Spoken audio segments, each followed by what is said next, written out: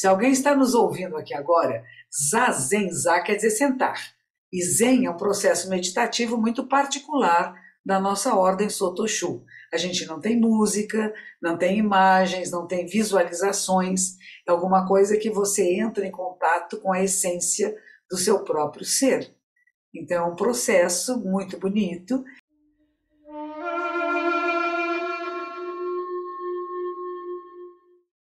Retorno e me abrigo em Buda, retorno e me abrigo no Dharma, retorno e me abrigo na Sangha. Retorno e me abrigo em Buda, o ser venerável.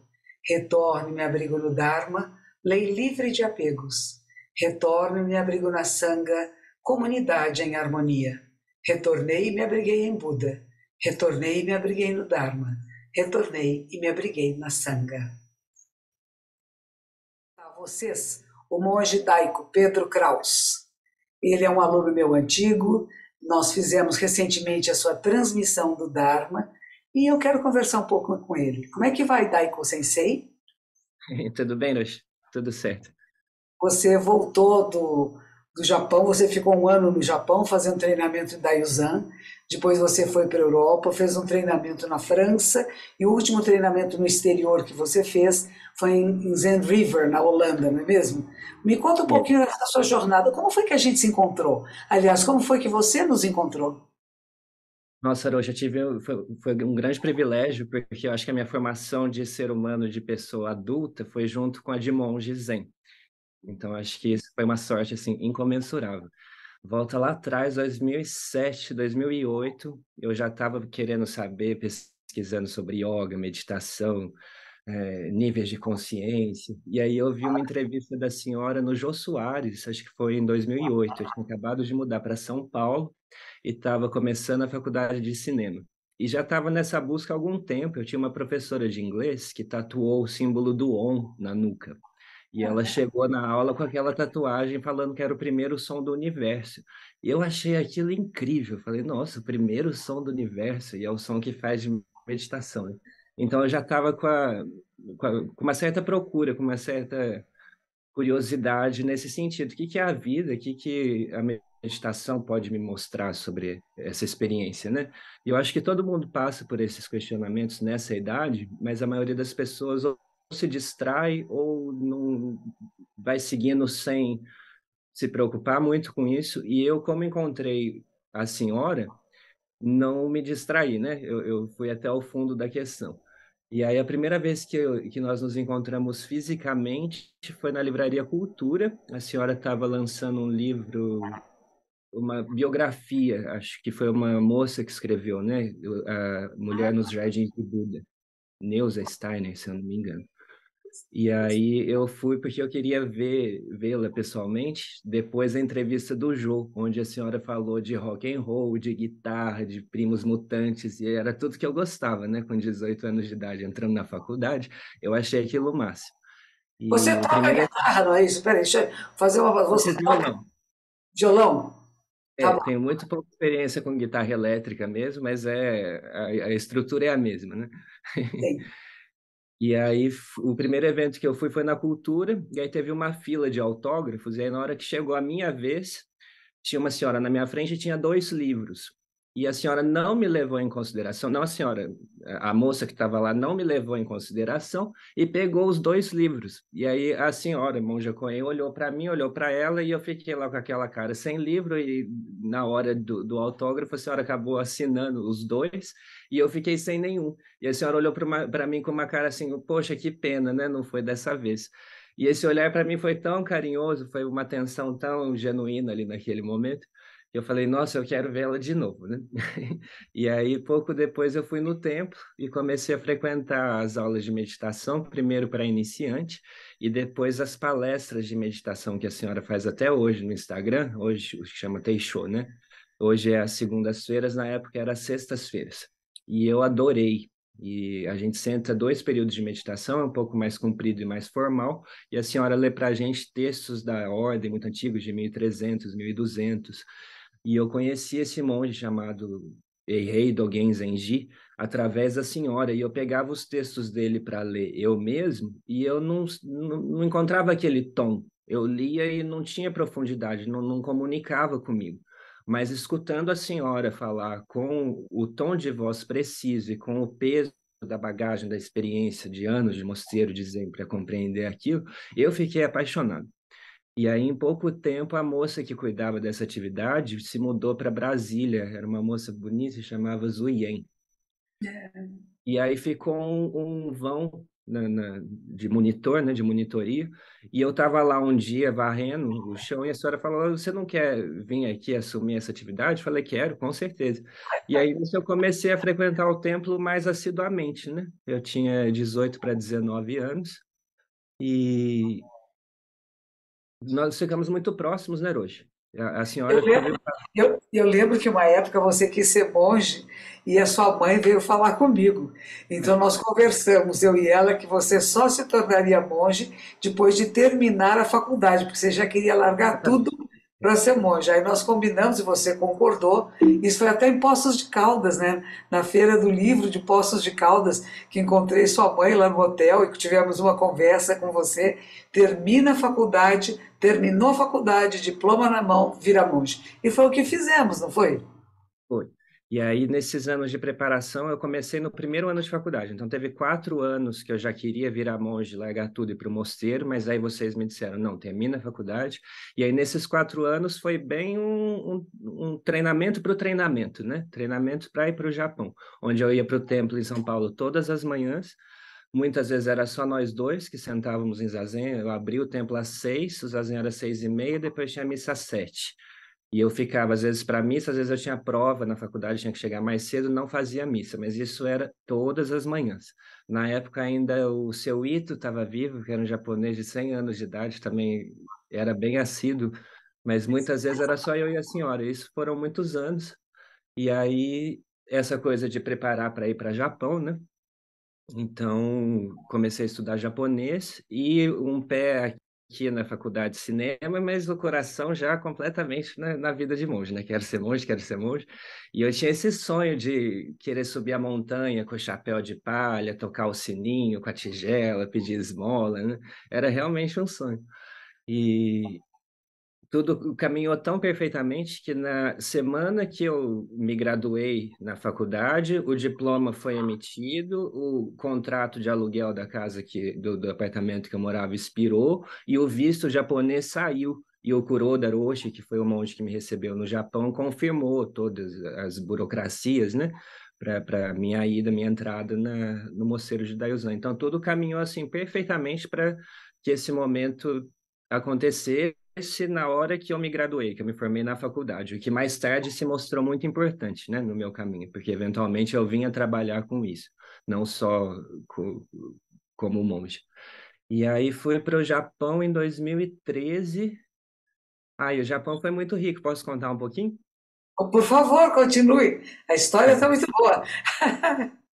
Muito bom. O- Bom, primeiro eu sempre gostei muito de zazen, né? De meditação e quis ser monge por causa de zazen e queria ir para um mosteiro para ficar fazendo zazen, zazen, zazen, ter uma experiência intensiva de zazen. Era assim, o que eu me identificava e o que, digamos, meu ego esperava, né? Da experiência do Japão. E Se alguém está cheguei. ouvindo aqui, pera um pouquinho. Se alguém está nos ouvindo aqui agora, zazen, za quer dizer sentar. E zen é um processo meditativo muito particular da nossa ordem Sotoshu. A gente não tem música, não tem imagens, não tem visualizações. É alguma coisa que você entra em contato com a essência do seu próprio ser. Então, é um processo muito bonito. E o monge Daico, desde que ele chegou aqui, ele sentava zazen, que era uma beleza. Ele tem a facilidade de sentar em lótus completa e ficar imóvel durante os períodos de zazen, durante os retiros todos, enquanto outras pessoas reclamavam de dor, isso e aquilo. Ele, mesmo que houvesse algum desconforto, nunca reclamou e mantinha-se firme e era um exemplo para o resto do grupo da comunidade. Não só porque era o mais jovem na nossa turma, mas o mais determinado. Então, só para fazer esse parênteses, o que é zazen, que é sentar-se em zen, sentar-se em meditação, de acordo com a tradição Sotoshu, que é a nossa ordem, e esse mosteiro para o qual o monge que ele falou, Kirigai, agia, o monge por Oda Roshi, é irmão do meu professor de ordenação, de Maezumi Roshi, ele que me recebeu no Japão também quando fui lá. Ele tinha um templo em Tóquio chamado Kirigayaji. Ele morreu faz exatamente um ano agora, em 2022, morreu em 2021, em setembro de 21. Então nós estamos aqui graças a ele. E ele está contando isso, que exatamente o visto, a documentação toda dele foi facilitada por esse monge, que é irmão do meu professor de ordenação. Pode continuar, que está muito bom. E Daiyuzan, que está escrito ali atrás dele, naquele quadro, é onde, esse, olha, tá vendo? É onde ele ficou treinando por um ano. Continue. E graças à senhora, né, Rocha, essa determinação toda de zazen, de sesshin, foi porque uma vez em um sesshin, a gente começa a adentrar o que a gente chama de samadhi, né? E eu teve um momento que eu olhei para a senhora e eu tive a experiência que eu acho que é para ter, que eu não senti que eu estava, não era nem 2008, nem estávamos em São Paulo, a gente estava num local atemporal, e também com as roupas monásticas, com a cabeça raspada, é outro estilo, é uma coisa que não é desse tempo, é fora do tempo e espaço. E a senhora falava muito na época dos monges em chamas, né, durante a Guerra do Vietnã, que se mantinham imóveis como um protesto e ateavam fogo no próprio corpo. E até de uma forma milagrosa, o coração de um desses monges não se manteve intacto, né? Até hoje é conservado. E isso também me tocou muito, e eu queria saber que poder é esse, que no Zen chama de Joriki, né? Que nos torna capazes de suportar chamas e ficar firme, ficar imóvel, ficar no controle de mim mesmo, né? E isso eu vi nesse retiro através da mestra, e eu acho que a inspiração da senhora me inspirou, né, para que eu seguisse esse caminho. E aí sempre apaixonado por zazen e fui para o Japão nesse viés de querer meditar. E eu fui parar no mosteiro, nesse mosteiro de Daiosan, onde tinha muito pouca meditação. A prática lá era outra, mas era uma maravilha, porque era um mosteiro um pouco fora do padrão zen, ele é mais místico e mais mágico. É um lugar onde viveu um personagem que dizem que fazia as pedras levitarem, e onde as pessoas vão e têm sonhos com curas, com remédios, resolvem grandes problemas, e dizem que esse personagem não morreu. Ele era tão é, leal e fiel ao local que ele fez o voto de jamais sair de lá, e em vez de morrer, dizem que ele sumiu nas matas, montado numa raposinha branca, e às vezes ele ainda é visto por lá. E é um local de peregrinação muito conhecido no Japão, onde as pessoas vão pedir preces pela vida, o que é também bastante específico, porque muitos monges fazem muitos trabalhos funerais, então eles trabalham fazendo preces pela morte. Nesse templo não tem prece funeral, então as pessoas vão lá pedir por curas, por às vezes sucesso material, qualquer coisa que estejam precisando para a vida, né? Então, Então, isso é interessante falar para vocês também. Esse templo, que chama Daiyuzan Saijoji, é onde o meu professor de transmissão era abade. E foi lá que eu fiz a minha transmissão do Dharma. Ele me chamou, passei uma semana lá copiando os documentos, que foi agora o que o Daico fez recentemente, né? Copiei todos aqueles documentos numa salinha, num espaço fechado especial, e é um mosteiro maravilhoso, é imenso. É uma montanha toda. A entrada dele na primavera, no verão, ele é cheio de hortênsias coloridas, né? Azul, cor-de-rosa, branca, árvores gigantescas, enormes, de mais de 700 anos. Então é um lugar muito sagrado, é um lugar considerado no Japão de peregrinação espiritual, e foi para lá que o Daiko foi, certo de que ele ia fazer horas de zazen, e de repente ele viu que em vez de horas de zazen, ele fazia muito essa prece que se chama Gokito. É uma prece que você tem que rezar bem rápido, porque você está pedindo as forças espirituais para atenderem os pedidos de quem vai lá no templo, de quem está lá fazendo solicitações, né? Muito bem, continue. então foi muito mais rico do que eu havia imaginado, do que eu ia ficar quieto meditando e tendo estados muito introspectivos, e de repente eu me vi obrigado a conviver e a trabalhar muito intensamente com uma comunidade que era completamente japonesa, eu era o único não japonês, falava muito pouco da língua, né? Estudei um ano só antes de ir, então foi muito rico nesse sentido. Foi difícil, a prática lá é muito intensa, a gente dorme muito pouco, trabalha muito, fica muito junto, tem privacidade zero, não tem meu quarto, não tem meu horário, até raspar a cabeça tem um horário determinado, todo mundo junto, nos dias determinados, então essa coisa de ficar junto, para mim, eu sou filho único, então eu não tive nem a experiência de compartilhar com irmãos, nem de brigar, né? Então, de repente, eu me vi fechado um ano com 30 homens no mesmo quarto, dormindo junto, comendo junto, tomando banho junto. Então, isso foi um exercício bem legal, assim, para me normalizar. De repente, eu me vi, eu queria ser mais maduro do que eu era para minha idade, e eu nunca tinha tido essa experiência de estar com muitos homens juntos. E, de repente, eu estava com muitos meninos da minha idade juntos, e eu vi, isso aqui é normal da minha idade, me nivelou, né, como pessoa. Então, isso foi muito mais rico do que se eu tivesse ficado lá meditando, né? E, bom, aí o mosteiro era muito legal, tinha essa parte mágica, né? De fé e de... No Japão, a exigência técnica é muito intensa. Então, a gente é obrigado a memorizar os sutras muito rápidos, a fazer cerimônias muito complexas, longas. Então, a exigência, a demanda é muito grande, o que faz com que a gente realmente saia do nosso sistema individual, das nossas bitolas, né? Dos nossos hábitos mentais construídos no eu familiar. Então, tudo isso acabou sendo mais rico para essa expansão, para essa abertura, para essa saída do meu eu individual, do que ficar só meditando. Então, às vezes as pessoas focam muito na meditação, mas a prática budista não é só meditar, né? Também é se relacionar e seguir esse fluxo, onde às vezes o grupo é mais importante do que o indivíduo, né? Então, ter essa experiência concreta foi muito legal. Muito bom o que você fala, porque as pessoas confundem mesmo. Elas acham que a prática do Zen é fazer zazen e samu, faxina. Não, essas duas práticas são muito importantes, mas tem liturgias, gente. O que ele está falando são de liturgias complexas, que nós temos que decorar os sutras, temos que saber o momento exato de tocar o sino, de tocar o tambor. Não é como você quer, do jeito que você quer.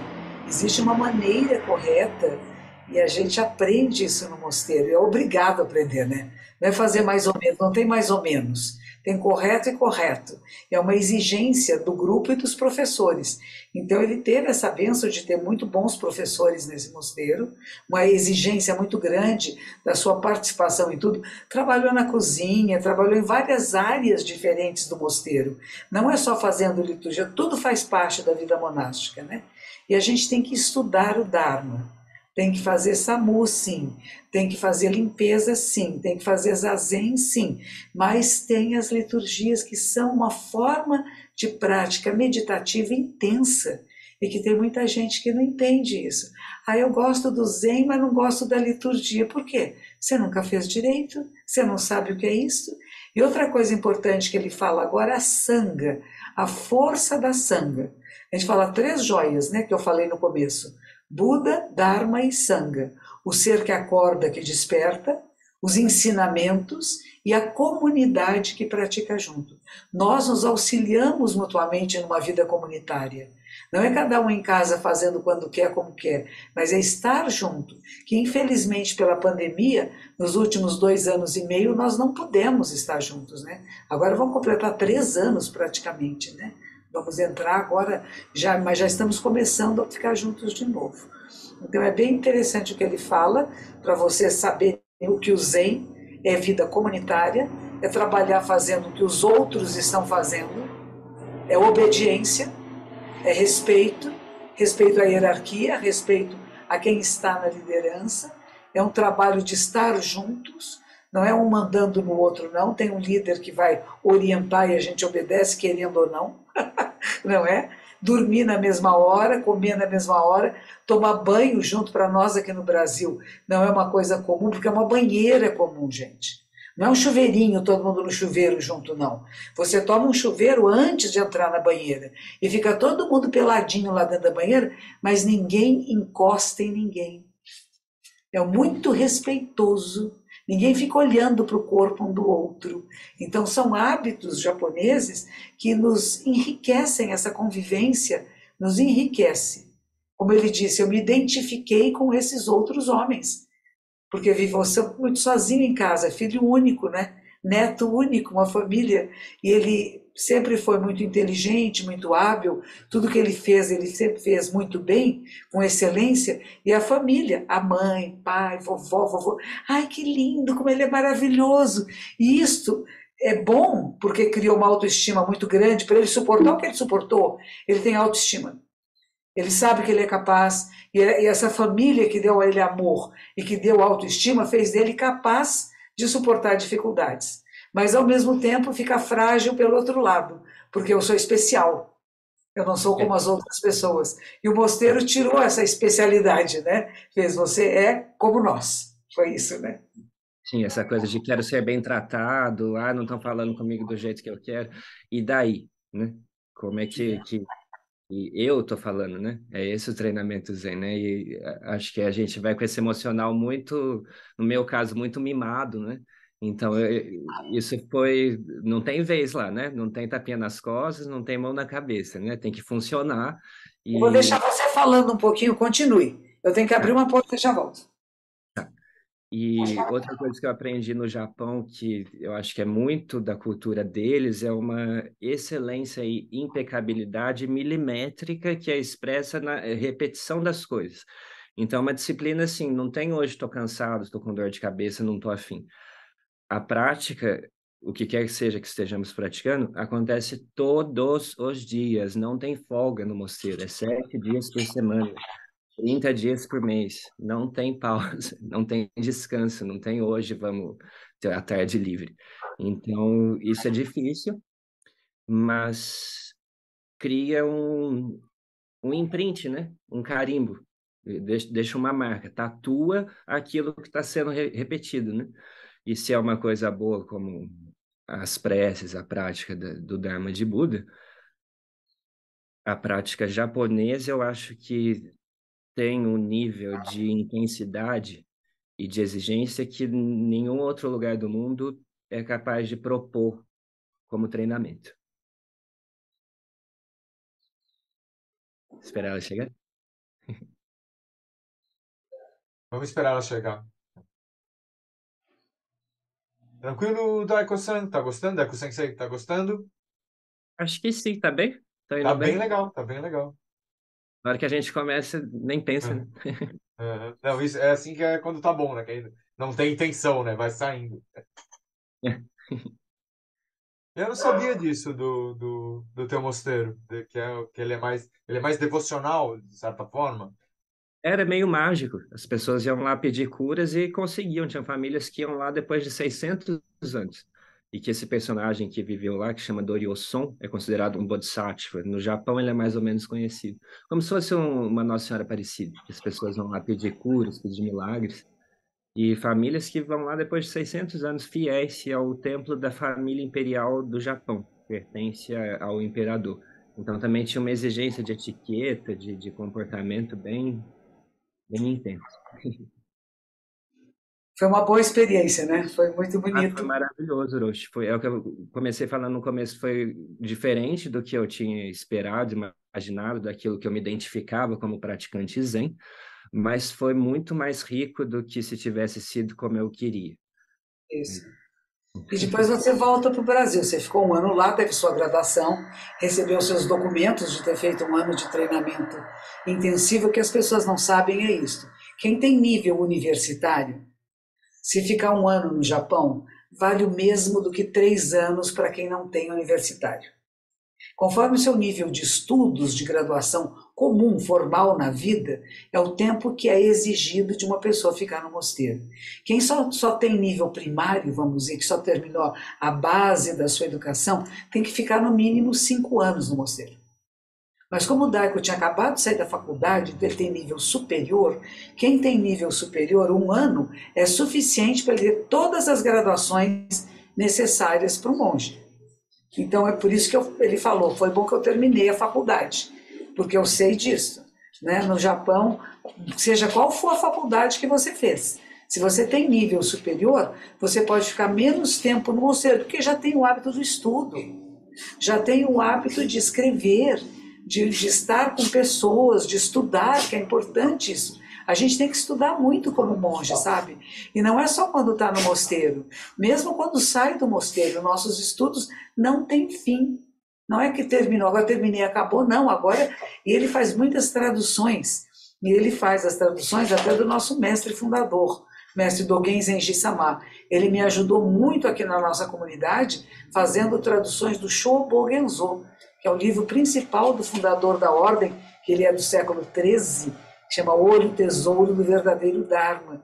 E eu sempre penso e sempre sinto que quando a gente traduz um desses textos, a gente lê de verdade. Se a gente só está lendo correndo assim, você não presta atenção. Mas se você tem que encontrar a palavra certa na sua língua natal, você lê com mais profundidade. E isso eu acho que ajudou bastante Daigo Sensei, ele agora é um sensei, né? Na sua trajetória dos estudos do Dharma.